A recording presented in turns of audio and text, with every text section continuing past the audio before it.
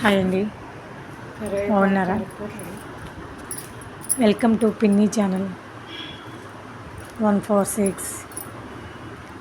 ఎంతో టేస్టీగా ఆరోగ్యకరమైన, ఆరోగ్యానికి ఆరోగ్యం, టేస్ట్కి టేస్ట్ అండి. కరివేపాకు పొడి చేస్తున్నాను.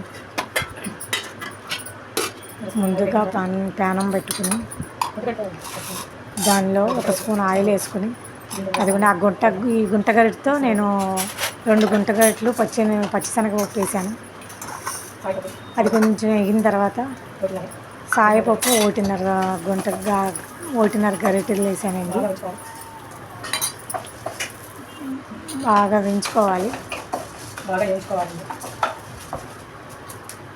అది కొంచెం వేగిన తర్వాత ధనియాలు 1.5 స్పూన్ వేసానండి. 1.5 వేసాను. ఆ గుంటగరిటతో 1.5 వేసానండి నేను. హెల్త్కి కూడా చాలా మంచిది అంటారు కరివేపాకు కారపొడి. రోజు ఓ ముద్దలో తింటే చాలా ఆరోగ్యం. నేను అప్పుడప్పుడు చేస్తూ ఉంటానండి.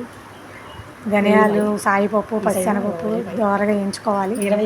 ఎండుమిరపకాయలు అండి, వెల్లుల్లిపాయ ఆ సైజు వెల్లుల్లిపాయ తీసుకుంటే సరిపోద్ది.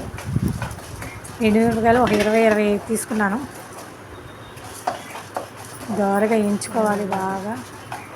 పప్పులు మనం వేయించుకునే టేస్ట్ మనం వేయించుకునే దాన్ని బట్టి ఉంటుంది. మాడకుండా చూసుకోవాలి, బాగా వేయించుకోవాలి. అవి వేగిన తర్వాత ఎండుమిరపకాయ వేసుకోవాలి. అవి కూడా బాగా వేగనివ్వాలి. దానిలో ఆ గుంటగట్టు గుంటగట్టు జీలకర్ర వేసుకున్నాను. అవి కూడా బాగా వేయించుకోవాలి. గోల్డెన్ బ్రౌన్ కలర్ వచ్చేదాకా వేయించుకోవాలండి. అవి బాగా వేగిన తర్వాత తీసి ఒక గిన్నెలో వేసుకున్నాను.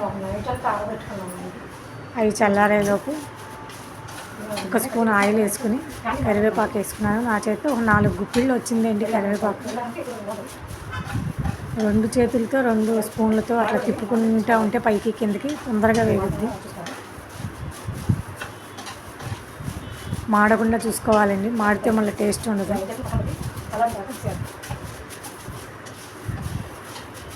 అది ఒక కొంచెం సేపు వేయించుకోవాలి.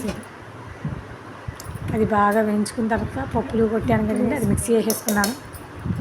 పప్పులు, ఎండుమిర్చి, కొంచెం నిమ్మకాయ సైజ్ చింతపండు, కొంచెం పసుపు, కొంచెం అన్నీ కలిపి మిక్సీ పట్టుకున్నానండి నేను. మిక్సీ పట్టుకున్న దాంట్లో కొంచెంగా కరివేపాకు వేసుకుని తిప్పుకుంటూ ఉండాలి. మిక్సీ వేసుకోవాలి. అది వేసుకున్న తర్వాత వెల్లుల్లిపాయలు కూడా వేసి గ్రైండ్ చేసేసుకోవాలండి.